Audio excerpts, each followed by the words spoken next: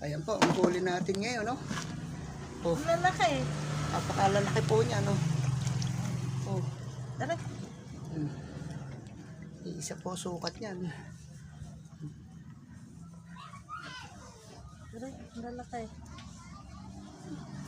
Meron pa po tayo iniwan sa kaibigan natin. Siguro mga nasa 2 kilong mahigit pa yon. May mga bulig pa. Isang duro ang malaki.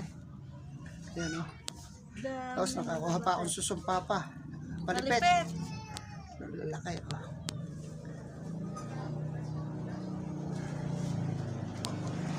Ayan, oh. Lalaki niyan.